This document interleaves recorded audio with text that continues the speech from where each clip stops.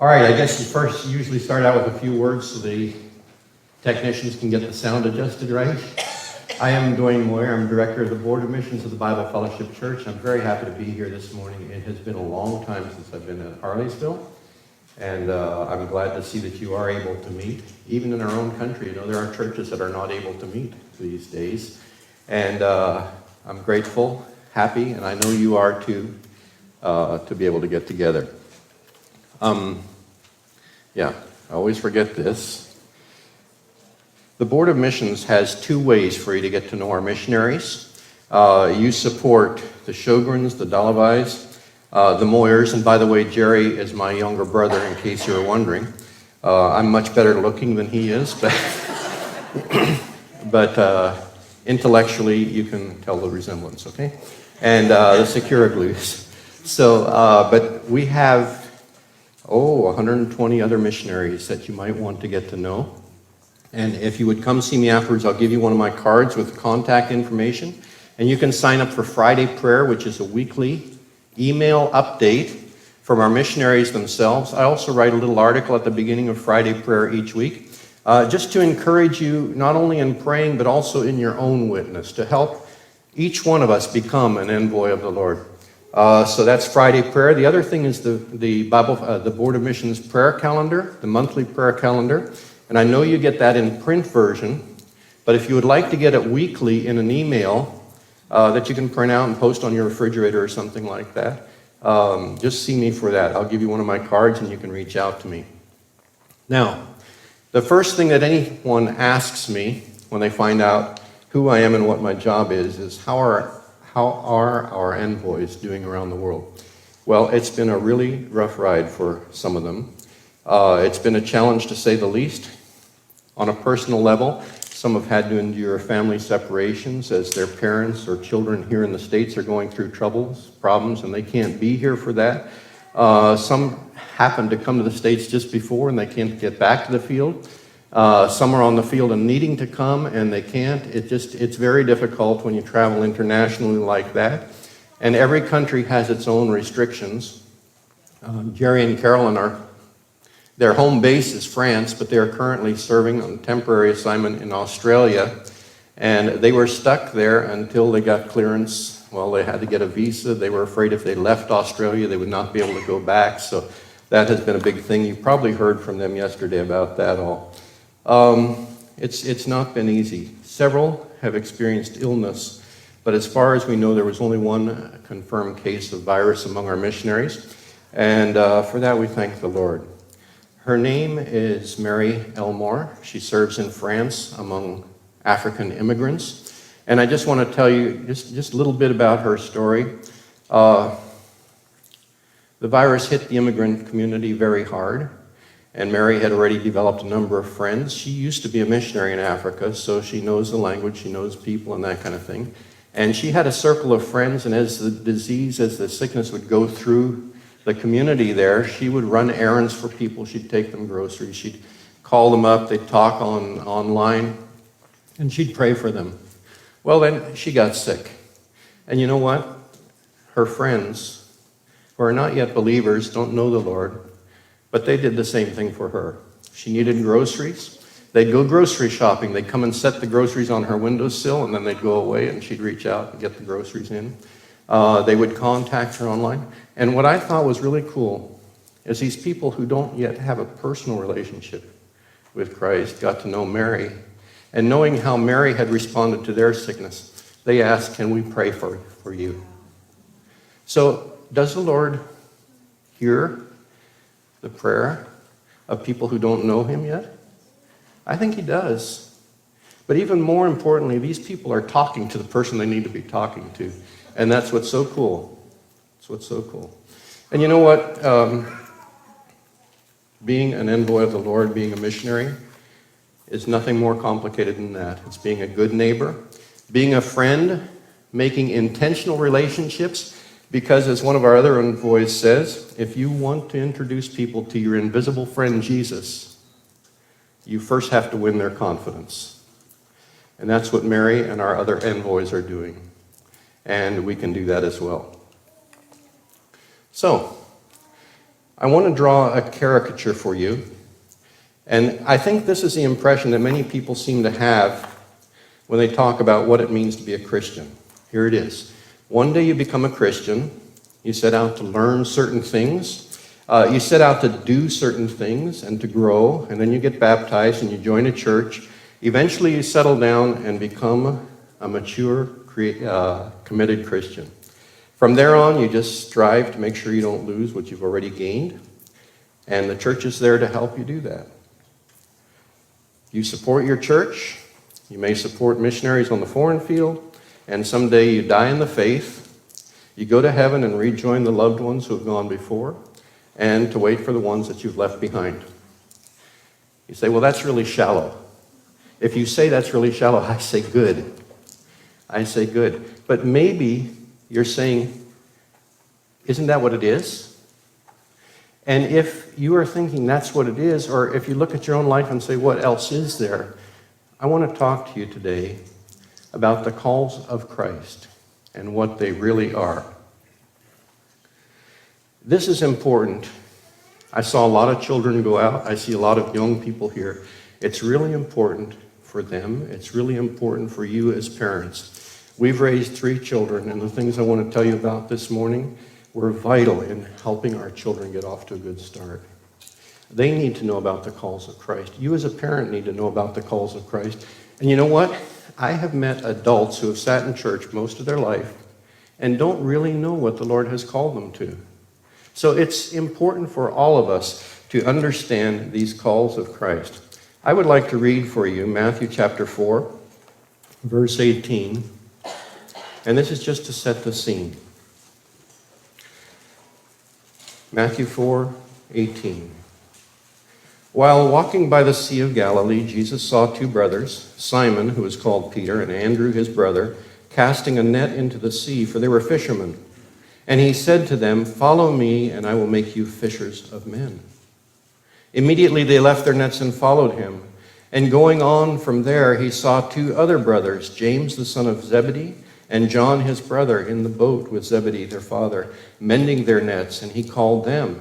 Immediately they left the boat and their father and followed him. We see Jesus calling, and we see 4 men responding here. And I'd like to speak about those calls. The first call, some people would call the call to salvation or the call to repentance. I prefer to call it the call to follow Jesus. The call to follow Jesus. Why? Why do I prefer that? It's because some people who try to answer Jesus' call as a call to salvation don't feel saved as a result. And they think, you know what, I prayed the prayer, I called on Jesus, but it didn't take. I still feel the way I did before. But you see, this is not a call to salvation. It's a call to follow Jesus. I want to read to you something from Alex Estrada. He is the son of Dan and Ana Estrada, our envoys to Romania. And I will read this to you because this is what this is his testimony that was published in our church newspaper, so it's public knowledge. It's a personal story, but it's public knowledge, and I feel free to share it with you. Alex says, I prayed the prayer several times, but nothing changed.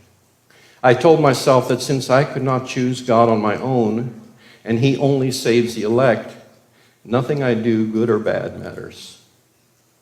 If I'm not elect, I have no chance anyhow. If I am elect, God will save me in his own time. Alex was expecting and waiting to feel saved. And until he felt saved, he concluded that there was nothing he could do and nothing he did really mattered. However, the call to follow Jesus is not a call to salvation. It's a call to follow him. Follow him. And that's exactly how it's stated 20 times in the Gospels. Follow me, says Jesus. In some cases, we read that the people stood up and followed him, like we just read. In other cases, they just mocked. But the call is to follow Jesus. Salvation is an outcome of answering the call to follow Jesus. And repentance or a change of direction is one of the evidences of following Jesus. But the call itself is simply this: follow me. Have you been called to follow Jesus? I'd like to read for you a few verses. John 7:37.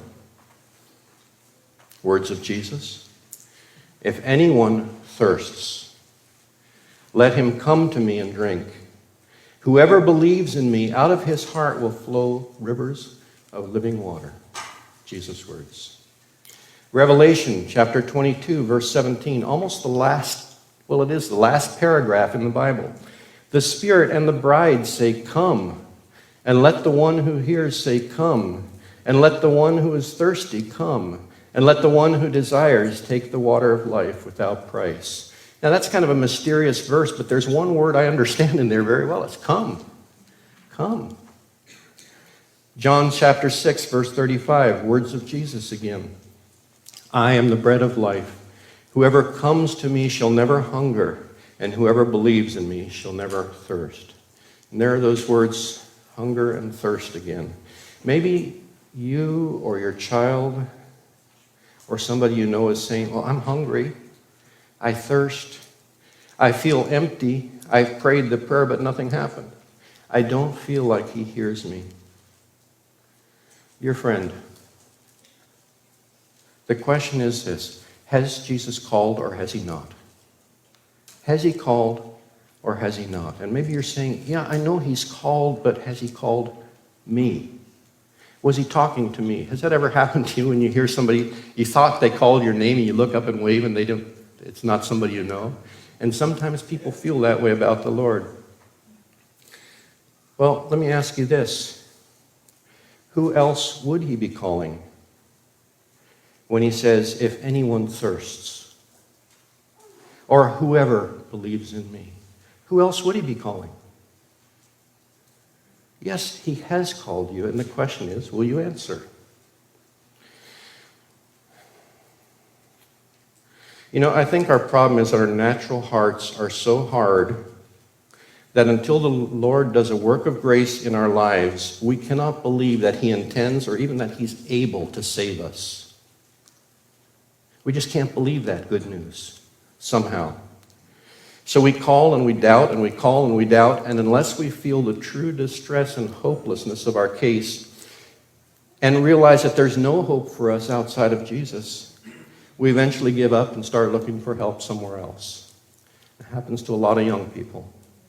That's why I want to talk to you young people and you parents. Some have given up because they misunderstand God's sovereign grace.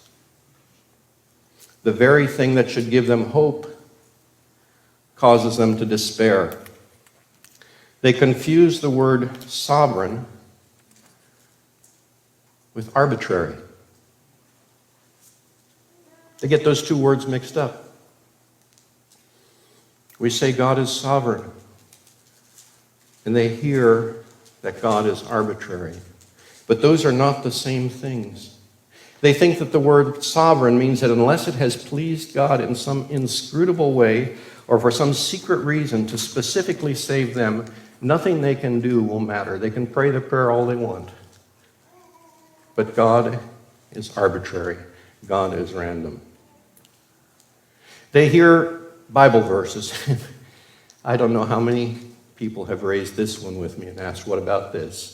Jacob have I loved, and Esau have I hated. And when they consider the sinfulness of their own heart, they feel more like Esau than like Jacob. They fear that that word sovereign means arbitrary. But remember this, the word sovereign, when we're speaking of God, must always be connected to grace. It's his sovereign grace. And it means that whatever you feel about yourself, whatever you might have done in the past, however other people might judge you, when you cry out to God and turn to him, he will, in due course, overcome the human impossibility and make you his son or daughter. And he will begin to make you fit to stand in his presence and by his side in glory.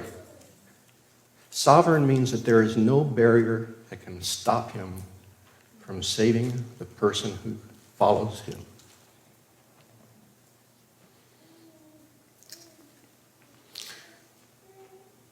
One of the most important verses in the Bible, from this perspective of a missionary or of anyone who wants to share his faith, is Romans chapter 10 and verse 13.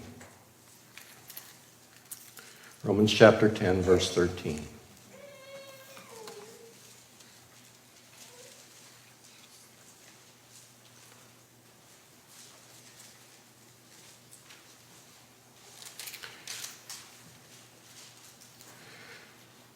For everyone who calls on the name of the Lord will be saved.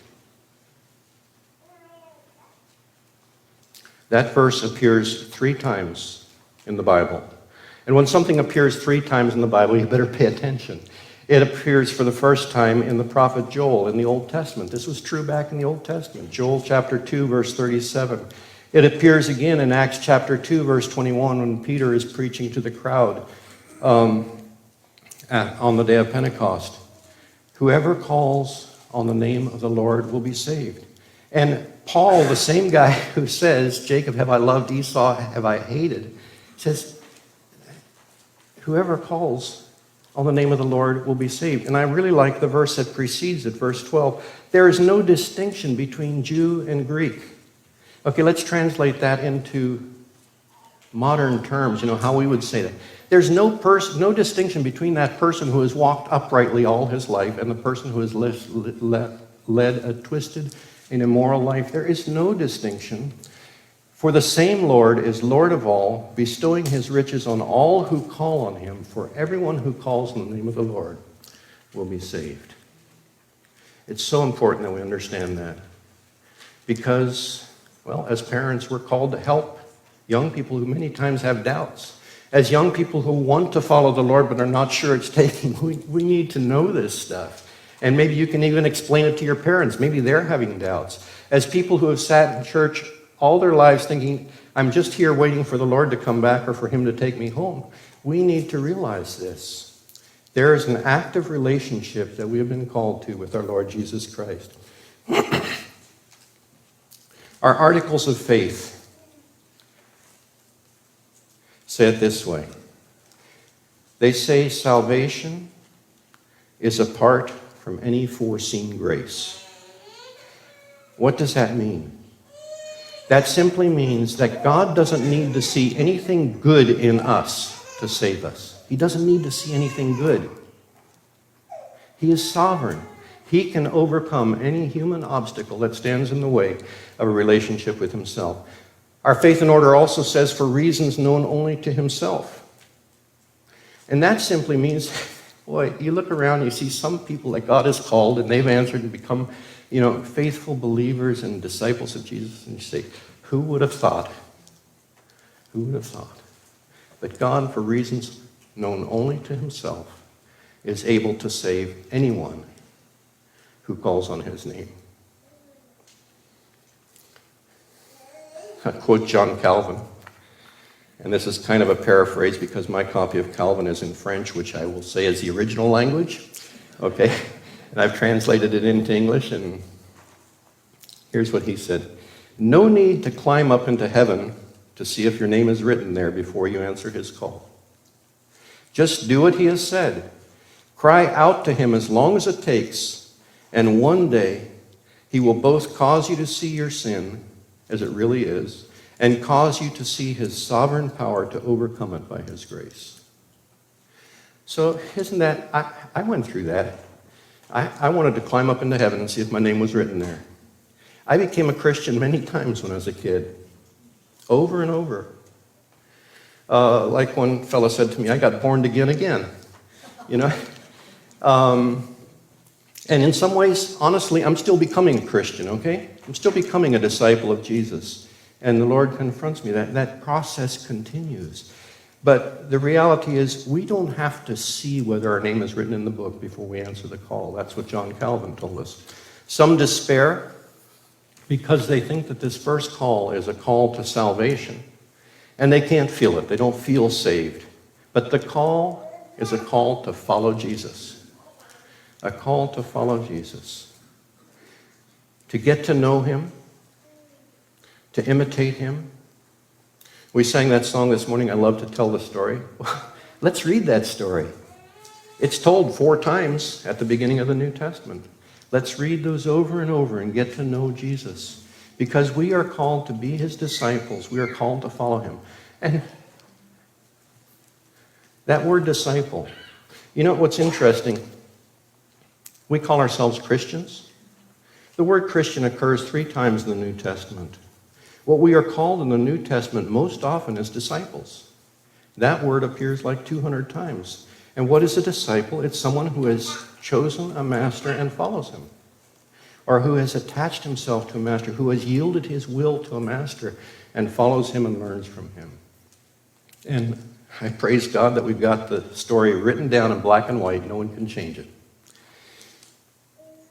Cling to the hope in Jesus' words. Matthew chapter 11, verses 28 and 29. Come to me, all you who labor and are heavy laden, and I will give you rest. Come to me, all you who labor and are heavy laden, and I will give you rest.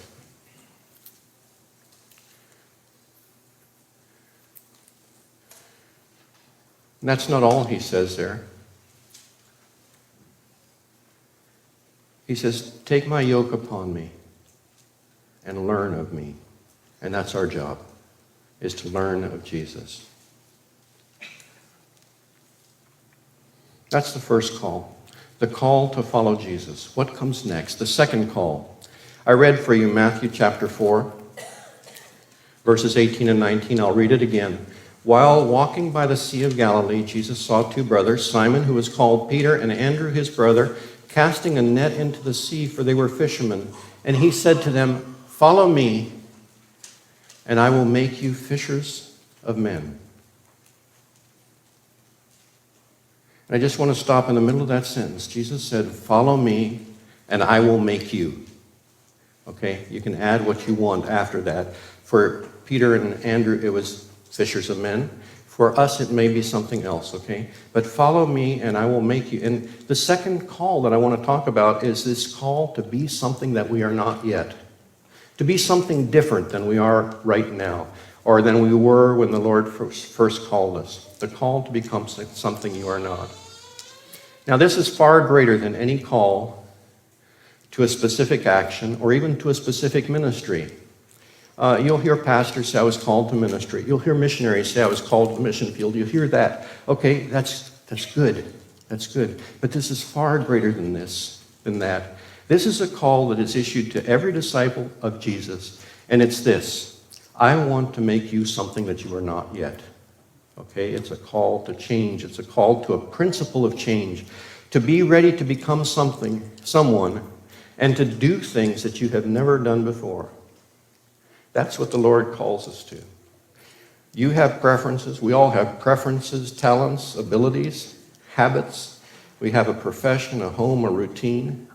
And Jesus says to us when he calls us, he said, that you have all that stuff, but I will make you. And then he fills in the blank. I'm a good Dutchman. I hate the unfamiliar. I hate change. I want things to stay the way they've always been. I don't like people to mess up my routine. But this lock grip on the way things are is incompatible with Jesus' call to discipleship. We have to be willing to become and to do things that we've never done before. For our encouragement, the Bible is full of stories who thought they could never do what the Lord called them to do. But by his grace and in following his example, they did it. They did it. If you'd told me when I was 18 years old what I'd do with my life, I would not have believed you. I still hardly believe some of the stuff, But God calls us, the Lord calls us to a principle of change. And when we walk with him step by step, he takes us places that we never would have imagined. And I'm sure that any one of your envoys Any one of the missionaries that this church has sent out would tell you exactly the same thing. Follow me, and I will make you. I will make you maybe even a fisher of men. Now that's just a metaphor, okay? He called them fishers of men because that's what they were doing. That's what they knew. And this is what's so cool is the Lord calls us in the middle of what we know how to do. When I say he wants to make something different of us, I have discovered in my life that when the Lord calls me to do something, everything I've done up to that point helps me to understand what that is. He's preparing me all the way. And then he says, now I want you to do this. And that's what he's saying here to these fishermen. He's saying, I want to make you fishers of men. What does that mean? I think it means I want to make you men who are eager and determined to draw other people to join you in following me. I want you to bring other people along, just like you pull a fish out of the water. I want you to bring other people along with you in your pilgrimage as you follow me. So the third call here that we'll mention this morning is the call to join him in his mission. And that's what Jesus called his first disciples to, was a call to join him in his mission.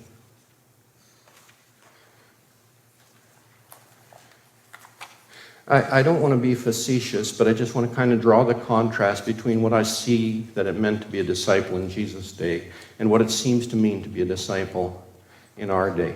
Jesus didn't call his disciples to go sit in church and wait for the rapture, okay? No, he called them to follow him, to be fishers of men, to do what he did.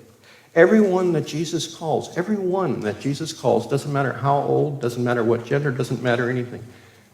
Everyone that he calls to join him in his mission. Maybe not to missions, okay? Missions, when I say, maybe he won't send you to Australia, to France, to Greece, maybe not. But he does call you to his mission. And his mission is going on in Harleysville. It is, all around us. The Lord has a mission, and he calls us to join him in that mission. If we are truly following him, our path will take us into the thick of his mission, not as spectators, but as participants.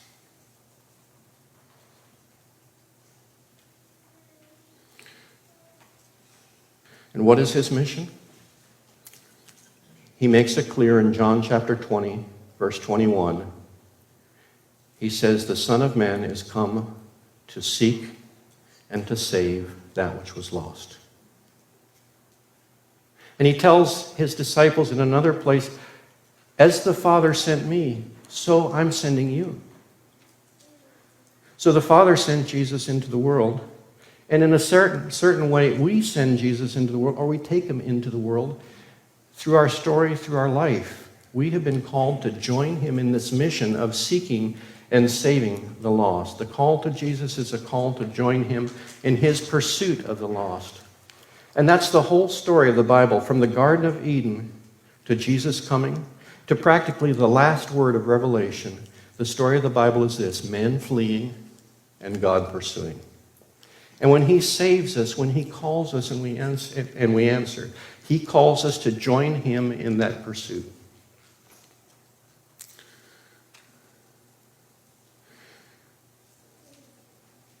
It's been a long time since I played baseball. Baseball was not a big deal in Guadalupe. I was a missionary in Guadalupe for 35 years, by the way. All my adult life was there. Actually, most of my childhood life, too, because Jerry and I grew up in Guadalupe, okay?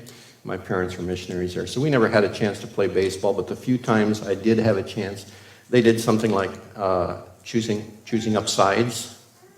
Okay, there was a whole ritual to that. I never got chosen because I knew who I was. But when you are chosen, when they're choosing up teams in baseball and you get chosen, what are you chosen to do? To stand there and applaud? No, you're chosen to get in the game, right? And when we have been called by God, when we've been chosen by God, we have been called and chosen to get in the game. Now, I'm not a great video game player either, but I heard of something called NPC. NPC, do you know what that is? I know people my age don't know what that is, but the kids do. It's a non-playing character. Okay, when you do these fantasy games, there are characters in the game that are other people. They really are other people. But there are characters in the game that are just part of the scenery. Okay, they're supposed to jump out and scare you. And I don't know. I don't play games, so I don't know all about it. But they aren't really, they aren't doing anything. They're just part of the decor. And we have not been called by Christ to be NPCs, non-playing characters. We've been called to take a side, to join him in his pursuit of that which is lost.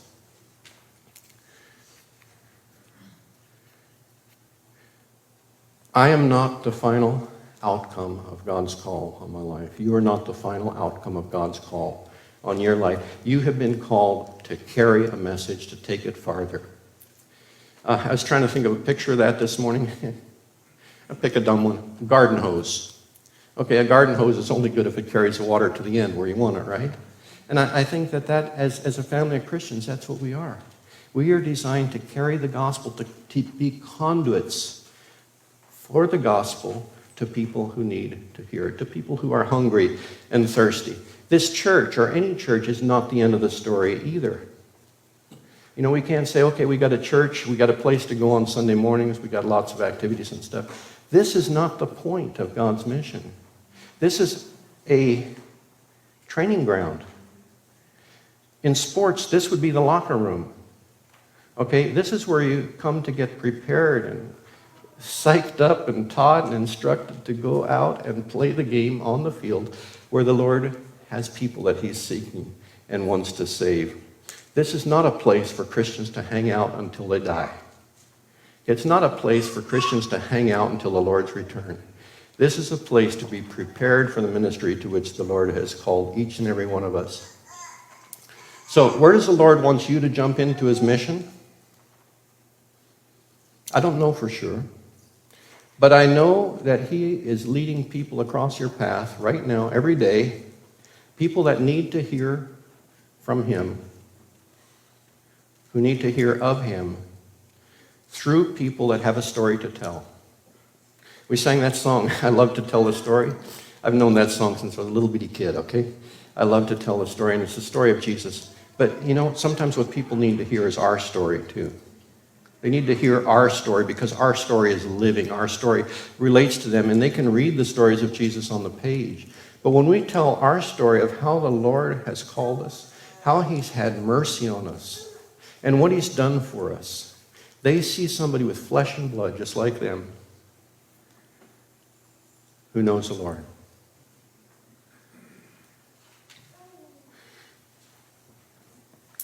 The Lord is leading each and every one of us to cross paths with people that need to hear from him.